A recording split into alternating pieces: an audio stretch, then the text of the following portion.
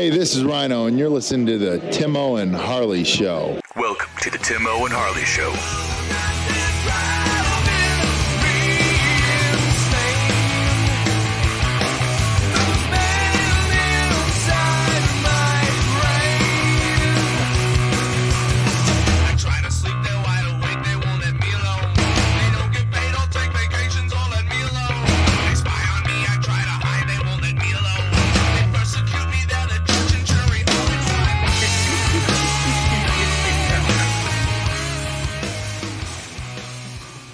Thank you for listening to the Timo and Harley Show. I am Timo. Over there is my partner in Mindcrime, Mr. Ben Harley. Say hello, Harley. What is happening, people? Ben hunkered down, Harley. Man, they got me, Timo. They got me shut up, shut down. They shut the potentate down and everything. Good Lord. You've been kind of going one flew over the cuckoo's nest. Ben Harley's been sending me pictures. He's making birdhouses with his bare hands. He whittled a small city out of a bar of soap. Yes, I did. Yeah, well, what the hell's going on, Harley? What did you become like so proficient with your hands? What the hell happened? Yes. Well, you know, Timo, I at one time in my life was a lighthouse builder. What? They just happened to be smaller lighthouses. Okay. They happened to be miniature. They were lighthouses for small flying animals instead of big. Yes. Okay. Yeah, they were for RC boats, like remote controlled boats. Okay. Those are lighthouses for those. Yeah. Yeah, Timo, actually I did that for a living for a little while. I worked for Murphy's Lighthouses, and I got pretty proficient at the model building. Yes. Wow. So I've been putting it off for a long time. I bought a bench bandsaw many years ago, Timo, and I built a 8-foot wooden praying mantis out of it. So what? So yeah, I did that one time. But you know, I used to try to a lot, but it's been put away for a while. So last year, actually for my birthday last year, I asked for some stuff from Harbor Freight Tools, and yes, now I'm building birdhouses, and I actually built. Tim, we got some time on our hands, right? So I know I sent you a picture of. I built a sort of a miniature, about 4-inch little freighter to run down the creek in the back behind our shop. So that one didn't float as well. It was more Poseidon Adventure, that one. Okay, all right. But yes, with a few modifications, my friend, we have fixed that. But yes, I started... like putting it on a bigger boat? Yeah, exactly. Put it on a real boat. Yeah, exactly. But no, Timo, yes. So that was just my introduction to getting my tools, actually, which my new setup. I've been cleaning up a lot around here, and I have my woodworking stuff shop set up too. So yes, right now I'm building a miniature medieval church birdhouse. Why you ask? I don't know. Why do Italians make movies that are crazy, Timo? I don't know. Just go with it, right? Yeah. So that's what I've been doing. Yeah. You know somebody for about, I don't know, a dozen years or so. You think you know him. You think you know a guy. Oh, he's like a master woodsmith. Yeah. Well, he has beavers worshiping at his feet. You know, it's like, what the hell? I got him down there working for me right now. Yeah. But no, I've been threatening this, Timo, for quite some time. But I finally had a little time, and it's therapeutic, I guess, for me a little bit too. But maybe it's smelling the super glue that might make the euphoria. That might.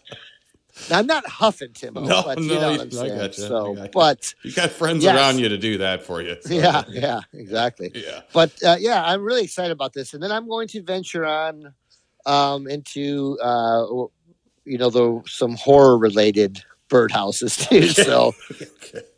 I don't want to freak the birds out or anything, but I think they're okay. Make one with like Godzilla's foot stepped on it, like stepping on it. There you go. Yeah, wouldn't that be cool? Yeah. I am trying to figure out something like that with like a shark's mouth or something like Jaws or somewhere. It has to fly. If you can get a bird to fly into the mouth of a raging shark, then you are making a hell of a good bird nest, my friend. That's what I'm thinking about. So we got that on the agenda. But hey, Murray, go in that creature's mouth. That ought to be a good place for a humble abode. Yeah. Well, good Lord, Tim, now you're selling this stuff. Yes. You're selling.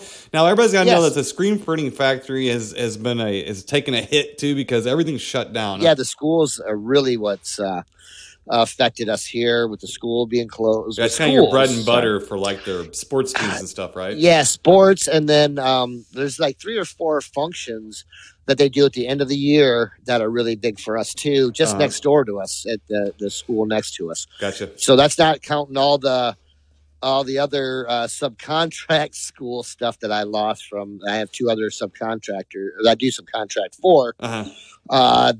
Yes, they're all school stuff. So I lost probably 90% of my business. Wow. Yeah. For the spring, for at least 2 or 3, or at least 3 months here, and that's been tough for us because this is our bread and butter time, Timo. Right. This is when things are flying out the door. Now it's just a drab. Doors locked. Yeah.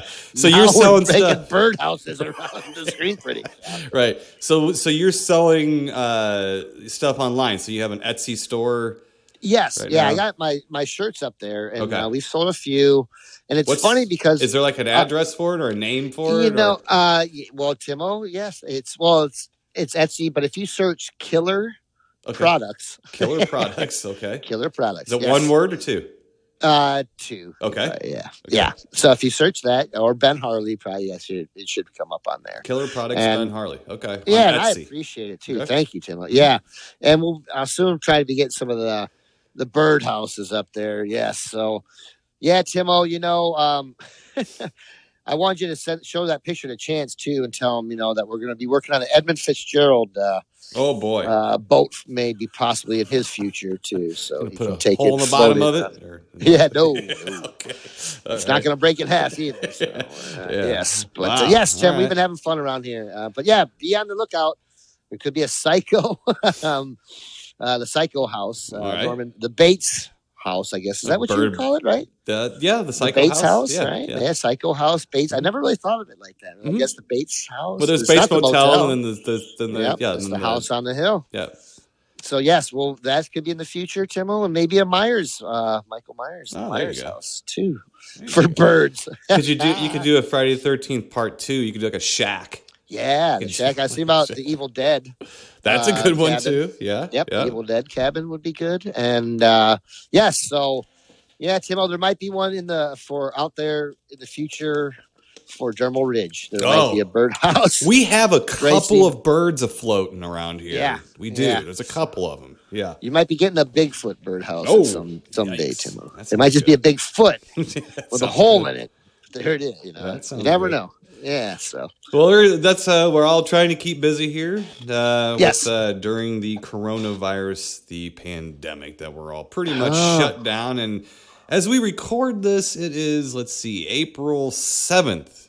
And, yes, there's still a couple states that are still shutting her down. They haven't shut her down yet. I find that a little could you please shut her down so the rest of us can open her up? Yeah, for a little while. Clearly they want everybody to shut her down for a couple weeks before we can get open. Yeah, so it's pretty odd. We had some casualty from Jaws, the film. Yeah, apparently too. Yes. What's Miss Kittner? Was that her name? Yeah, Miss Kittner. Yeah, 90 years young, but she got corona. Yeah, the coronavirus got her. Yeah, not good. That's Alex Kittner's mom. Yeah, I don't know Alex Kittner's mom. Yeah, I shouldn't say it's not funny. No, it's funny not at all. No. But Mrs. Kittner had a little bit of a resemblance to my mom. Okay, and Alex Kittner had a little bit of a resemblance to little Ben Harley too. I actually think I had the same swim trunks as little Alex Kittner. And we used to go to Virginia Beach and go swimming there. And so that scene always affected me a little bit because, the woman looks a little bit like my mom, and my mom would have been 84 here. So she was pretty close to to Mrs. Kittner, the woman who played Mrs. Kittner's age. So there, yeah. So not Mrs. Kittner, Timo. Yeah, I know. Yeah, but you know what? God bless that woman because she wasn't even an actress. She was right. like a town, lived in the town. Well, wasn't she like a local townie? She was townie. But she was a local actress, wasn't she? Like Worked in the and I apologize that she worked in the theater, the local, and I apologize. Right, local theater, yeah, she worked in the local theater. And they used a lot of people, didn't they? Like for actors in the movie that were like local theater actors, and just local people. Yeah, that's true too. Yeah. So condolences to her friends and family. Yes, too. That's, and she was a good. We're not making light of it. I was a little surprised. I was actually surprised that she was still around. Yeah. She lived a good life. 90 years is a good run. That's a hell of a good run. Oh, it's a great run. Yeah. And then also our pal Grandpa from Texas Chainsaw Massacre, John Dugan, had a small heart attack, I think. I think he's okay. Yeah, Stacy contacted me and Angio. It's been about a week or so. I failed to mention something last week. I think we might have recorded it just before I heard. But anyway, so our best wishes for John to get on the mend. He's had enough health issues over the last couple of years himself. You know what sucks about it is with all this stuff going on, though. They wouldn't let Stacy stay with John.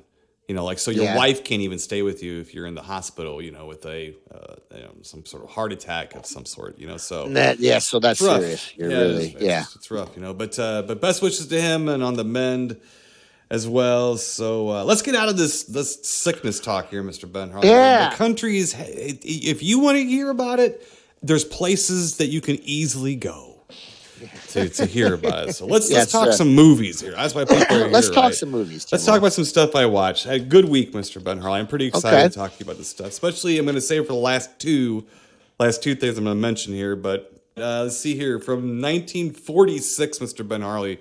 46? That's in your wheelhouse there. Yes. Watch The Spiral Staircase. Oh, okay. Yeah. With Dorothy McGuire, Ethel Barrymore, and Kent Smith from Cat People. So I used to obsess over that story when I was a child because there was a remake of The Spiral Staircase from, I think, like mid-70s. And they would play that like on HBO and stuff during the day. And so I would watch it and got real into it. And then come to find out it's a remake of a movie from the 40s. So then I obsessed over finding that. Yeah, but not really finding it, just being able to watch it. Because I'm obsessing over this stuff. We're talking, I'm 9 years old maybe, or 8.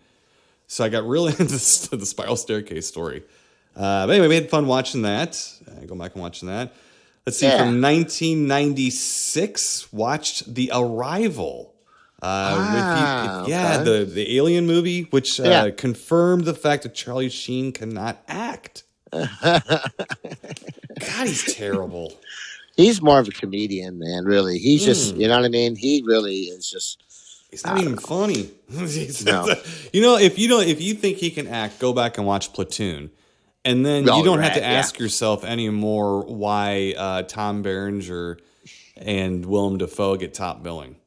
Right. Because the motherfucker can't act. He's awful. And he's awful in Platoon. He was a terrible actor. The best performance I've ever seen Charlie Sheen give was in Ferris Bueller's Day Off. Oh, what he said. He was at the cop station, the police station, talking to Jennifer Grey. And I think that was one of his first movie roles. It's certainly the first time I remember. But you knew, looking at him, he was a Sheen.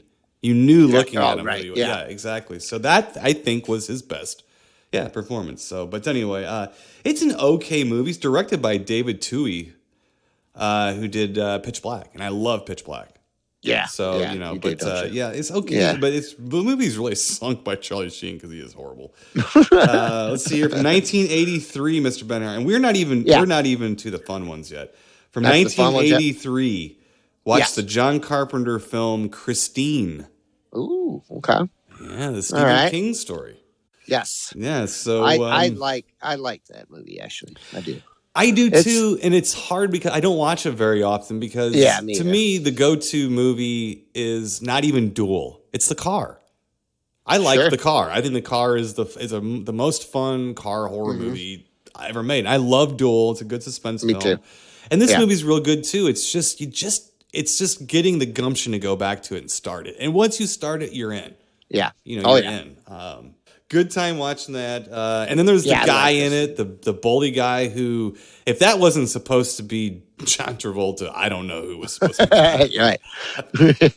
Was it Buddy or something? It's like, that's Yeah. John Travolta in somebody else's skin suit or something. I don't know. It's ugh. Anyway, so it's fun to watch. Real quick here from 1947, watch the movie Nightmare Alley starring Tyrone Power. It's a thriller, like a noir thriller, all about circus people. Oh, wow. So I thought you'd like that because you are a recovering circus carny. Yeah, guy. right now.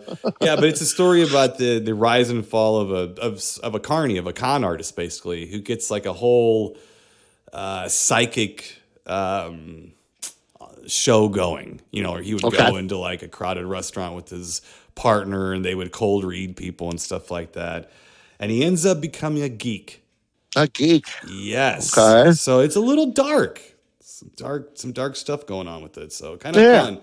Let's see here, Mr. Ben Harley. Also watched from 1963. Watched The Haunted Palace. The Haunted Which Palace. is an Edgar Allan Poe title, but a Lovecraft story.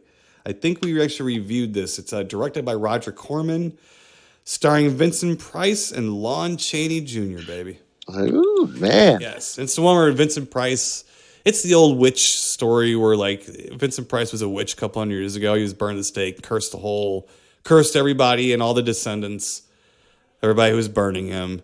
And then Vincent Price himself, a couple hundred years later, comes back to claim an inheritance. Of course, it's the same actor. You got looks the same as the witch.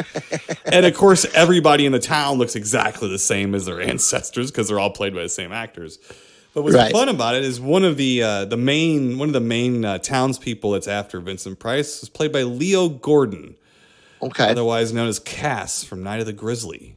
Ooh, Cass. Boy, he's a mean devil. He is. He sure is. He sure is. He'd fight a bear with a knife. Yeah, absolutely. He'd fight a grizzly with a fun little movie though, Mr. Ben Harley. That's a fun one. That's pretty good. Last two. Now here's the ones I was really wanting to get to. Here we go. Okay, so I think it says from 2016, but I don't know if this might be a little newer in 2016, or this was produced in 2016 and re-released around now. It is called Travis, the true story of Travis Walton. Ooh, yes, this is on Amazon Prime. Oh, okay. You can write this down. You could hang up on me right now and start watching it. That is how available this is to you, Mr. Ben Harley. But don't get any ideas. Yeah. So it says it was made in 2016, but at the end of it, they dedicated it to Stanton Freeman, who died. If you know Stanton Freeman, and he is the super, super handsome nuclear physicist. Oh, yeah. He's like the Meldrum of UFO. Yeah. Well, he died in 2019, not too long ago. So if they dedicated it to Stanton Freeman, that they couldn't have added that to the end until the last few months. Yeah, basically. right. So I'm not sure. Now, some of this I'd seen before. So this might be a re-edited movie of something I'd seen before. But what's very cool about this is that it's a little disjointed. But meaning that if you want to see a, beginning to end of Travis Walton, it's not that, but they do speak at length with the other loggers that were with Travis. Oh, okay. And you get the story from everybody separately. And I'm going to tell you something. We met Travis, and what did I tell him? I don't know what happened to you, but I wouldn't wish it on anybody. I'm sorry about that. Right, exactly. He was very appreciative of those sentiments, by the way. You could tell he was like, thank you for just being a human and saying something. Not asking me what happened, just telling me, that can't be good, that story is as credible and as jarring as the Patterson Gimlin footage story. Yeah. These people, I don't know if people even know this, but these people took multiple lie detector tests. Yes. It is more convincing than the fucking movie that came out, Fire in the Sky. Mm-hmm. And I'm telling you right now, that dude was hit by a beam of light and taken away somewhere. I mean, everybody's saying it. There's the whole crew is still saying it. And some of these people fled. And they want to remain pretty much anonymous because it ruined their lives. Yeah. But I'm going to tell you something. They were offered tens of thousands of dollars to change their stories. They were all broke. And none of them did it. They would not change their story. None of them would.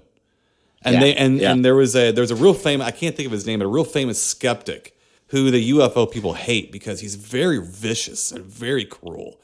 And he came to one of the logging guys that was in really bad financial problems. I mean, this guy was like just almost on the streets, offered him like 10 grand just to sign a paper saying I made it up. Now, this was in the 70s.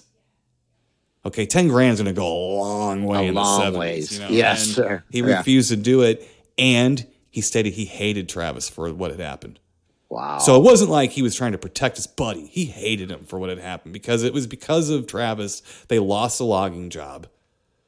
They lost everything. They lost their credibility. They lost everything because they told the truth. Now, people have to understand, and this sort of it's right there in the front. But it never really gets explained, is that, do you people understand he was missing for 5 days? Yeah. So it wasn't like they were making up and because the logging, some of the skeptical people said that what they were doing was they were doing that to get out of a logging contract. Right, yeah. Okay? Right. Well, anybody who would even look into that would know that that's not true. You can't do that. That wasn't, the logging company said that wasn't going to work, and they would have never thought that would have worked. No. They were a little behind on their job, but that wasn't unusual. They were working overtime. It wasn't that unusual for what they were. Right. I mean, they were trying, that's had nothing to do with it at all. And not only that, well, they sure didn't get their money, did they? No. No, they didn't. He was gone for 5 days, and for 5 days, these logging guys told this story. And they thought he was dead. The cops thought he was dead. Them dudes were going to jail, and then he shows up. Yep. And he doesn't argue with their story. Okay? And then they all pass polygraphs. Mm-hmm. Except Dallas. And the polygraph expert said the reason he didn't pass it is that he didn't flunk it. It was inconclusive. But the polygraph expert said that's because Dallas refused to cooperate. He was in trouble with the law before. He didn't trust the polygraph thing, and he wouldn't sit still. He kept squirming. He kept doing stuff. And the guy said, I couldn't get anything conclusive off him. But all of the rest of them took multiple polygraph tests and always passed them. Yeah. See, there, Five. Okay. Now, if you ask any polygraph expert, the odds of that are 1,000,000 to 1 tops that could happen. And it's a lie. Right. What a and I'm not much of an alien UFO guy, but that is a fascinating story. It's just like the Patterson-Gimlin footage to me. I can't explain it. I can't say anything because it's right in front of you. And it's spooky, man. It's spooky what happened to him. I just don't understand how people could, the ridicule that they would have gotten and did get because of this. You know what I mean? Like if they were to fake it and stuff like that, and they were ridiculed like awful, and like you said, it probably ruined a lot of their lives, It ruined all their lives. Yeah. All of their lives it ruined. And Travis's life it ruined. Now Travis had, at the end of the day, and they were kind of joking about this, and I appreciate the candor, but at the end of the day, a lot of them said they wish they were Travis. Because at least he ended up with kind of making a semi-living off of it, with making his appearances and doing stuff. And they were just in hiding, basically, because they saw a UFO, and they were UFO guys, And they were accused of, murder, Mm-hmm. Well, they were suspected of it, absolutely, yeah. So it was, look, it's a fascinating story. I think it's a good companion piece if you watch Fire in the Sky. I wish the story was a little more linear, like how they were telling it through the documentary. But if you watch it, you're going to get stuff you've wanted to hear. You wanted to hear those loggers. These people are still around. You wanted to hear them. Yeah. You wanted to know how true is this and everything. So, and again, he tells a story about how he thinks they killed him. And then they put him. They basically brought him back and resuscitated him. And that's why they took him, because he thinks he ran too close to the spaceship. They weren't expecting that. The beam of light was a propulsion thing to get away from him so that he wouldn't be close to the ship. This is what he thinks. And actually, the other guys kind of think it too. And when the propulsion hit him, the guy said... It zapped him back. Well, yeah, the witness guy said he got zapped back and bounced off the ground. And was just laying with his like arms lifeless, arms out. Yeah. And they came back for him. They thought they were going to find a pile of dust or like a burnt corpse or something. He was gone. So I don't think they ever saw him get drug up. They never saw that, as far as I know. They just saw him get hit by the light. He fell backwards. They thought he was dead. None of them blamed that Mike guy, because they said they thought he was dead and he was protecting them. So he drove down the road and offered to let him out and go back and get Travis. That was the most noble thing he could have done. Sure. Given what was happening. But see, you have to believe the story in the first place to think that whatever he did was noble. Right. So and this is, I feel bad for Bigfoot people and everything else because of this story. You look at these guys, this story, you're like, although it's very difficult to believe this story, they all tell it. Yeah. I mean, and then can you have a little empathy or sympathy? Like, what if that was you? You know, and that's what people don't. They don't. Because a lot of people don't have the sympathy for, and it's just, you get that many people, witnesses, to still stand by the same story all these years later. Right. It doesn't happen if it's made up. It just doesn't happen. No. I'm sorry. They're loggers. Yeah. They're not science fiction writers. They're loggers. No. Right. Well, but anyway, so go to Amazon Prime and give that a look. I knew you'd like that. We had a real nice little chat with Travis years and years ago. Yes. He's a real swell guy, and we do like the movie that came out, The Fire in the Sky. We like that, and the story is very fascinating and everything, and it's a companion piece to our interest in Bigfoot, because this is very compelling, and so that's what's very cool about it. Okay, so last up, Mr. Ben Harley, you have no idea I watched this. No idea. None at all. Me and Angio sat down, and from 2019, we watched... What do you think we watched from 2019? Star Wars. No. You saw this in a theater. I saw it in a theater? Yes. You could not have seen it. I mean, there's no way you could not have seen it in a theater. You had to have seen it. Well, it wasn't Godzilla, because you watched Godzilla already. Gosh, what else did I go see? Joker. Oh, yes. So we watched from 2019. We watched Joker. Whoa. Okay. Joaquin Phoenix and old Robert De Niro. Not bad. Yeah. Not bad. It was all right. As far as a comic book, it's not a comic book. No, it's not. It's not. It's a character study of mental health. Yeah. Yeah. It is a little bit. Mm-hmm. Yeah. Mm-hmm. I get the parallels that you were giving me to Taxi Driver. Yes. Totally. Yeah, I can totally see that. But Taxi Driver is a fairly, I wouldn't say like your basic, because there really is no basic, but it's definitely a familiar Descent into Madness type of story, especially for the inner city. Yeah. I found Joaquin's performance to be very uncomfortable, and I know he was going for that. Yes. For sure.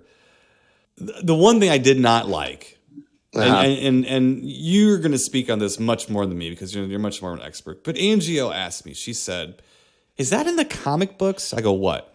She said the Joker and Batman are like supposed possible brothers or something like that. And I said, maybe in one little offshoot of the comics, but I've never heard that before. And away, I was like, why did you do that? I didn't really like that part a whole lot. It was kind of weird. The whole thing is was his mom was in nuts or whatever, crazy. That whole part really was kind of weird because they do make, and I mentioned this before, they make Thomas Wayne look more like a crime boss than just the way he acts, not in his actions as far as like, you got him smuggling dope or, Yeah, but he's a little more stereotypical CEO. Yeah, a little callous compared to I found very off-putting, and I guess I kind of saw what they were going for, but then again, you really don't know exactly some of the stuff because of how the twist is, which I did like. I thought that was really kind of cool. I mean, I Mm. guess I should have saw some of that coming. Mm-hmm. But in a way, I'm glad I didn't because I enjoyed the ride a little bit more. Mm-hmm. But I What liked it. I twist thought is that? Are you talking about oh the whole family thing, or no, I didn't really well see no, much of a twist in the movie, so I don't know what. well what it was. A lot of that stuff that he was seeing, he was just imagining. Oh, I got you. Yeah, some of the Yeah, characters and yeah, stuff. I thought all that the was a yeah. little interesting. Yeah, I love that. I yeah, thought that was yeah. awesome because it just made it even more like wow, Mm-hmm. wow, And no, they've tried in past years in the Batman, Tim Burton Batman. They made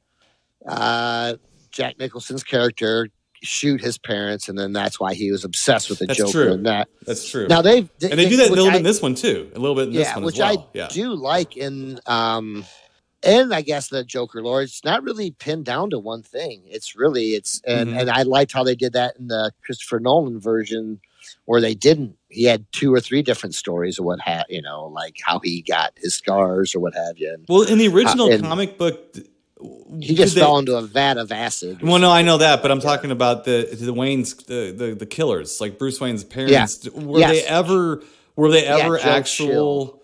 Joe Chill was the name of the. He was kind of like a street thug, and what had happened too. I know one of the books that I had where Batman actually was undercover and had to like work alongside Joe Chill, the people who killed his parents. So in the original comic book, he knew who whose parents' killer was, and did he get revenge on them? I'm talking about the original though, like going back to the very, very beginning. Bill Finger was was basically Joe Chill was the man who killed. Okay.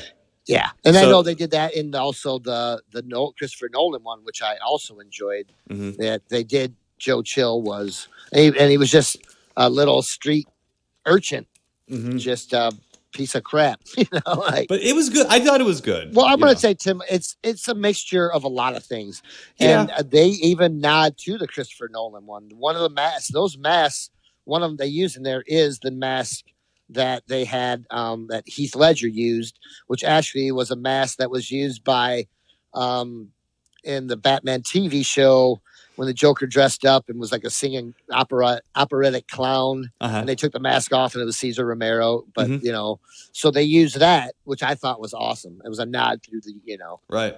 This is what they're doing now. This is, and I mean, I was weird about Heath Ledger, but Heath Ledger proved me way wrong. So I think I've mentioned this. They got that Robert Pattinson or whatever, who's going to be Batman in the newer ones, and they're going back to more of a detective style.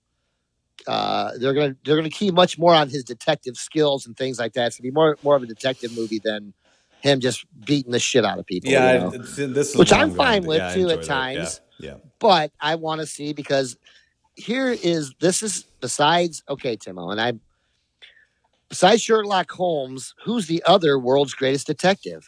Batman. Nobody else in between. And Batman's basically Sherlock Holmes with kicks ass, really, and that's what it was based sort of on a little bit. You know what I mean? It really was, and so hopefully they'll get back to doing more of that. And then I've also heard, which this makes Ben Harley happier than happy, is they're going to be going back to more of the gray and blue suit, the original suit, which I'm totally cool with.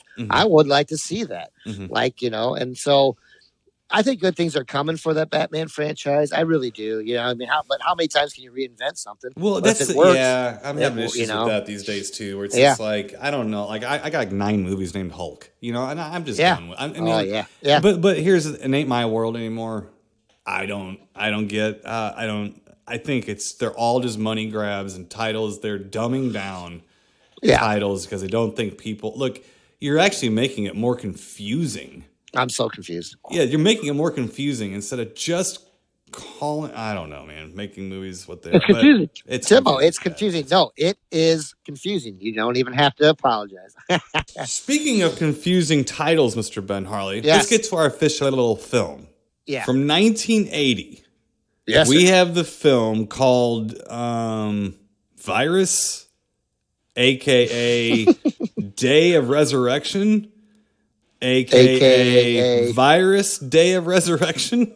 AKA on and on and on. Now, it's never a good sign when a feature film goes by that many titles. Now, it's not 100%. There are some multi-title films that are okay, but still, to start with that. So, this is, now, of course, with the coronavirus, COVID-19, whatever you want to hell call it, it's a bad bug going around. We thought, wouldn't it be interesting to review the 1980 bizarre curiosity?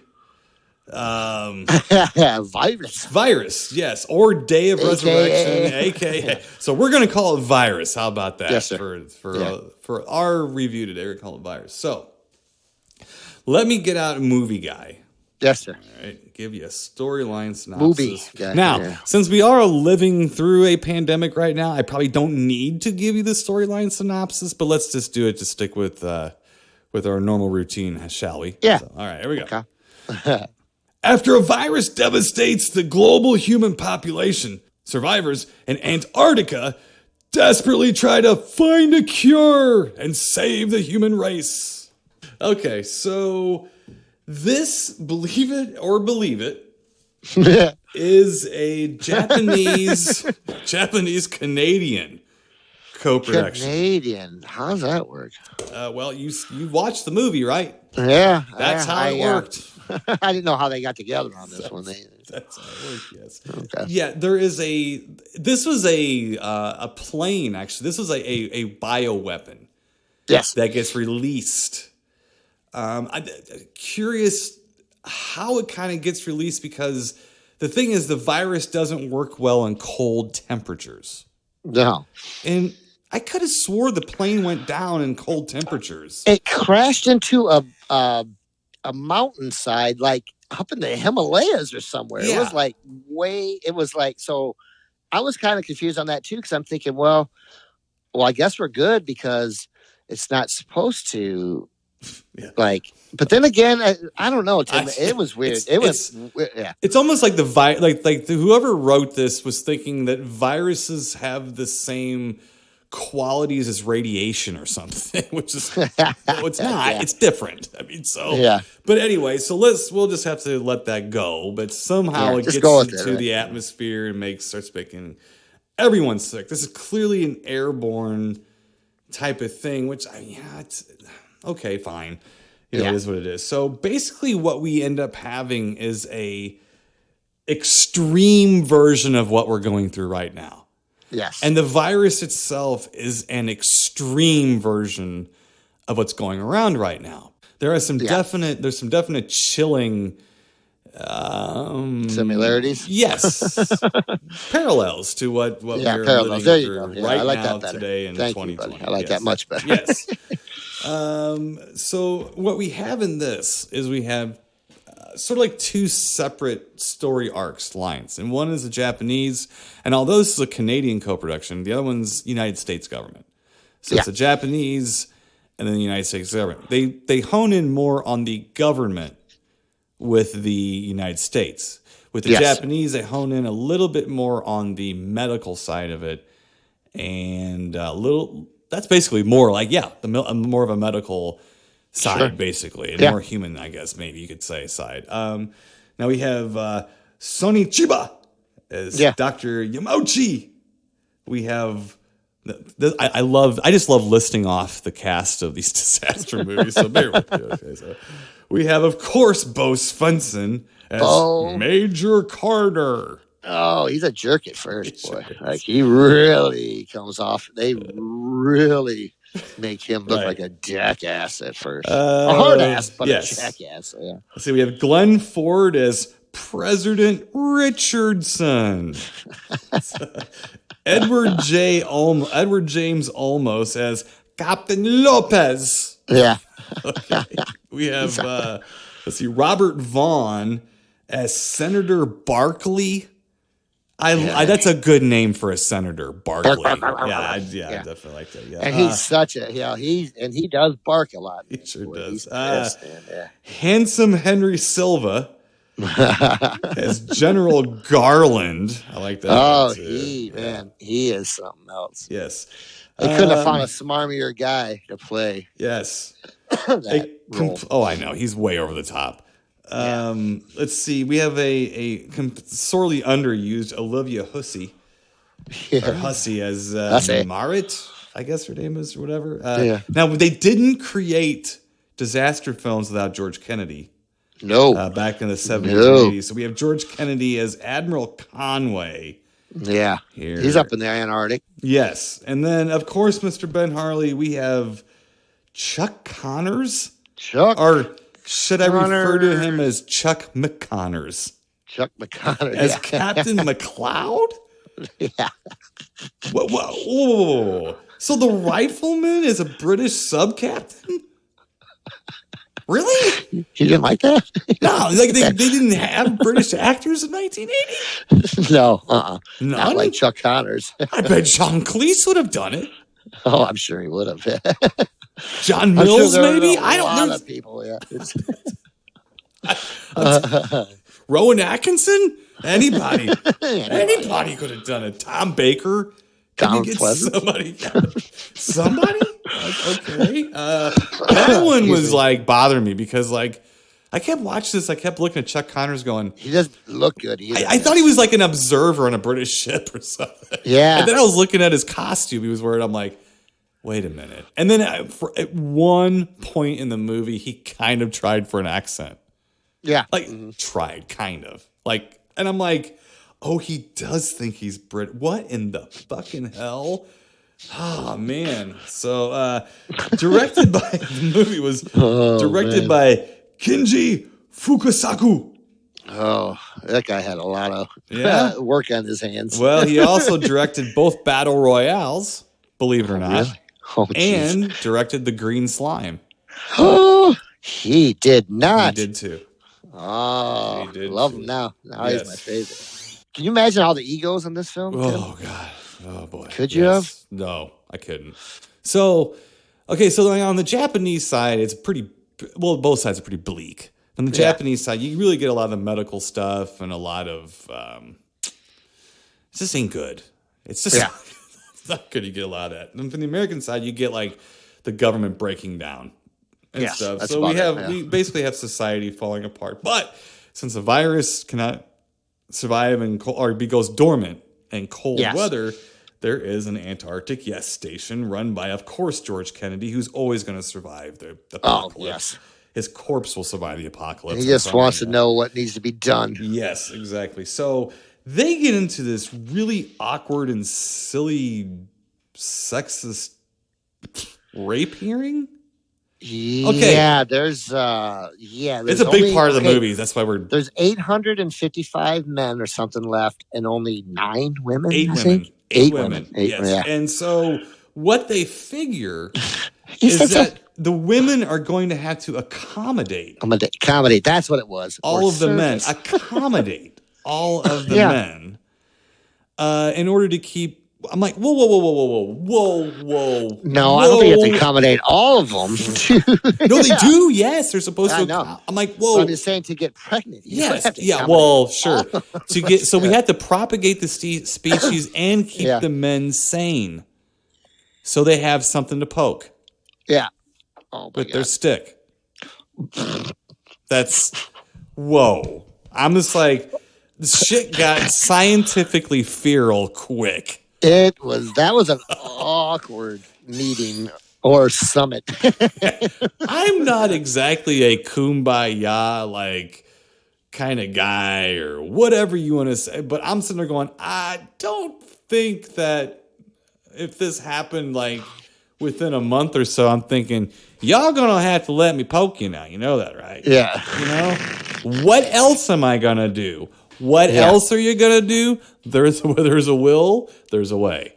I was really like, I get to propagate the species, but I think that would happen regardless. You get men and women together. It's not like you have to tell them what to do. Right, exactly. Take it from Ben Harley, who is raising an army on his own. Yes. Okay, so it can happen, and it can happen quickly. Yes, it will happen. Yes, so, even by accident.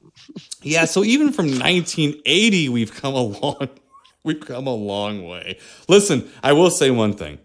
I certainly don't want to live in a coronavirus world that we're living in right now and depend on Bo Svensson to save us all. No. Okay. Maybe a ski resort in Snow Beast. Yes. Yeah, maybe. Okay. But not the Earth. Not even Not the 1980 entire Earth. No. Not Bo. No, and it's funny. He finally gets some help from a gentleman who wants to help him, and he beats the hell out of that poor guy. He beats the living shit out of the guy. Yeah. And doesn't that guy know karate? He's Japanese. I know that was stupid on 4 different levels. Don't send me an email. Yes. I get the joke of it. So here's the deal. So the virus thing goes crazy, okay? So then they're in Antarctica. So this is the last people. So they're arguing who's going to rape who to accommodate the men. Yeah. Then what they find out was old handsome Henry Silva, who the last time you saw him in the movie was laughing like the Joker. I find out that he armed a trip for our nuclear weapons, okay? That if we get bombed, that they're going to automatically get launched toward Russia. Because that's really what they're all worried about, right? Is bombing Russia, each other during a virus. Just Russians, damn yeah. Chinese. Like right now, we're really worried about nuclear proliferation right now, aren't we? No, we're worried about virus proliferation right now. Yeah, exactly. So basically, painting the military in the worst light they can, and this pretty much. So they come on awful. Right. So basically what happens is they figure out. Now this I'm at a loss how they really have done this, because in 1980 I didn't know this was possible, and I don't know it's possible in 2020, but they accurately predicted a giant earthquake coming. Yeah. So on the East Coast. So when this earthquake hits, it's going to trip the nuclear weapons that are going to go to Russia. Well, no problem, right? Because Russia's dead, just like America's dead. So who cares? Well, who cares? Well, there's nothing. Well, who cares is that once those bombs hit Russia, Russia also has a nifty little trip switch. Yeah, it's going to send them back this way. Yes, exactly. So then what happens? You have nothing to go back to. Nope. But he was laughing like the Joker. Not exactly a Sesame Street like plot line going on. Nope. Nothing works out well for anybody ever. In this movie at all. No, it's bad news everywhere you go. We got ourselves a doozy here, Mr. Ben Harley. We got a doozy here, and it's about 2.5 hours long. Now, hold on, though. This was released in the States, though, with an hour of it cut out. Okay, yeah. So all of the Japanese stuff is taken out. You think that would be better? You're a silly man. You are silly. Oh, no, it just makes it weirder and jumps Much around weirder. more. For instance, you'll be watching the film going, poor Glenn Ford. Whoa, where did that Japanese guy in furs come from? Yeah. Because I saw this movie once in my life, and I saw the American one. This is the first time I've seen the uncut version. Okay. And what I did was this. Whoa, where did that Japanese guy in furs come from? Did he walk over the planet? Yes, he did. He walked the entire planet. That is Mr. Ben Harley, we've talked about this. Yeah. I live on 8 acres of wooded land. Not buying a lot of Sasquatch stuff. Not buying it. I'm going to tell you one thing.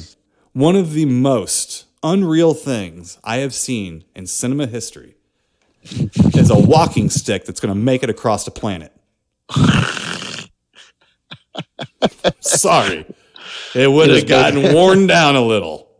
You would think so. Yeah, he would have had to swat a bear in the head with it or something along the way. Something.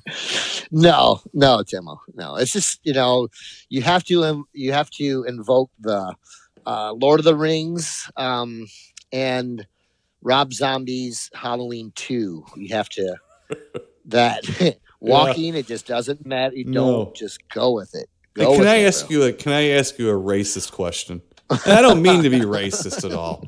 Yeah. Okay. Can Japanese people really grow a beard that thick?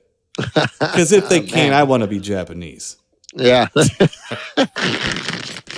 And I want the walking stick too. I do want the walking stick. Yeah. Clearly, it was made from bamboo. You know that, right? It's made of steel. Something. Kevlar. Oh man, what a movie!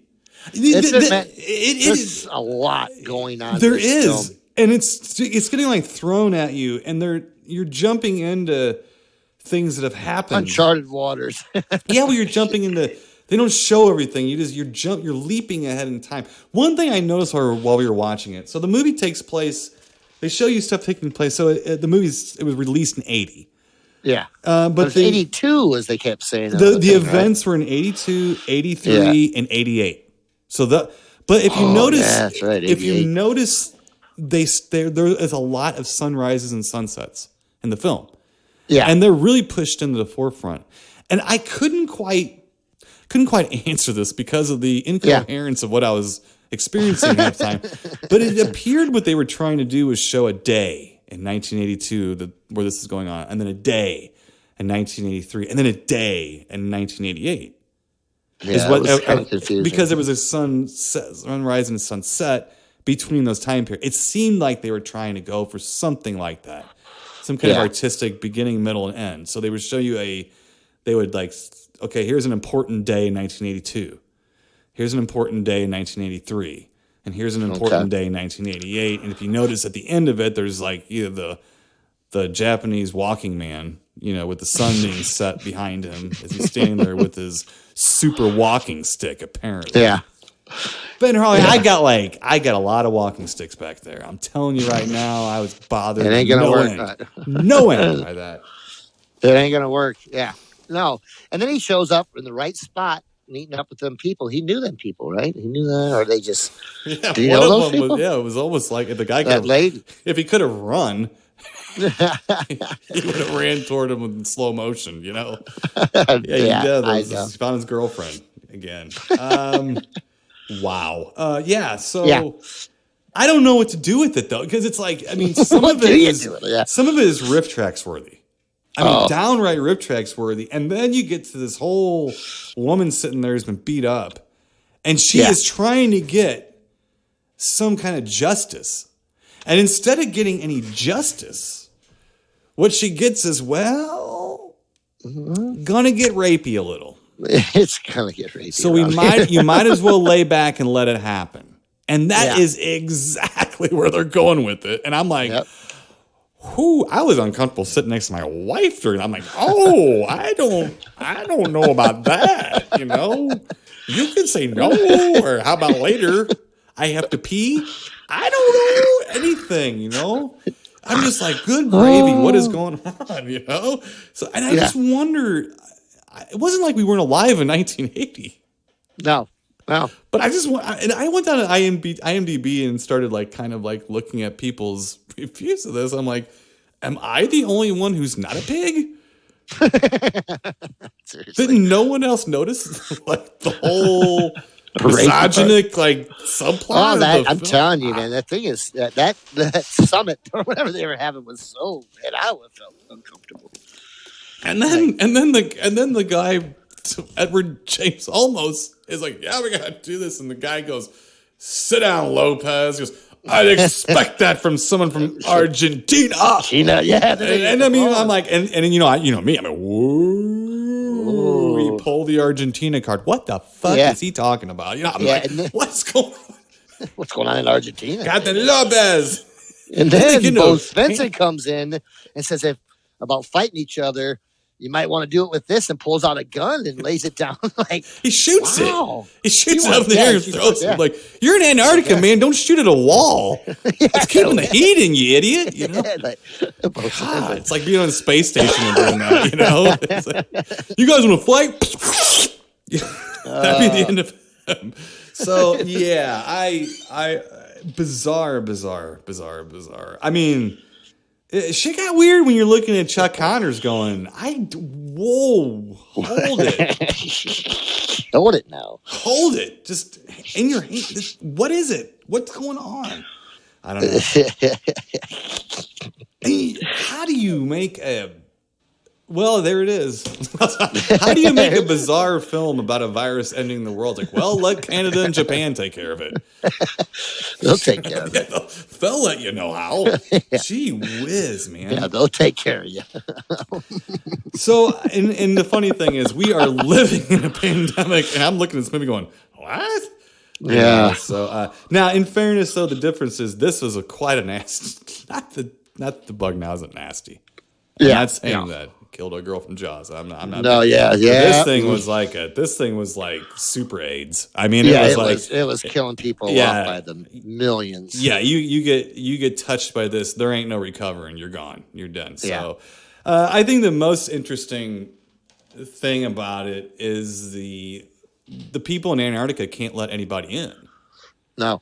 And there's a Russian sub who they need relief. They need to. Yeah, they got sick. They won't let them. Yeah, they won't let them dock, or they won't let them come to their. Well, Svensson tells them right where to go. Yeah. Chuck Connors shows up out of nowhere. Yeah, he said you can go ahead and drown. Yeah. The Japanese part of this and the American part were pretty different. Yes, and the Japanese part was very, I guess, heart-wrenching. But it was overacted in a Gojira kind of way. It was more like it was more like the original Godzilla. Yeah, it was a little overacted. And I'm not letting the American cast get away with it. They weren't winning any Oscars in this movie. No. Like that. And here's the thing: this was not a cheap movie. This was a big production. And it looks like it was, and I mean, it had to be, especially with all the actors they had. Yeah, it was big. It was really big, and it everywhere you looked. Yeah, and it pretty much went straight to cable and video. Died. Yeah, I mean, in 80 going straight to video meant like 9 people in the county had a VCR, and 4 of them had a membership to Earl's over there. Yeah. Who had 1 copy of Jaws that was chewed up, that was it. So yeah, but it is quite a curiosity. Oh, for sure. I'm not, people are always saying, watch the long version. You know what? As watching it, it definitely helps so that you don't go, no, where'd that Japanese guy come from?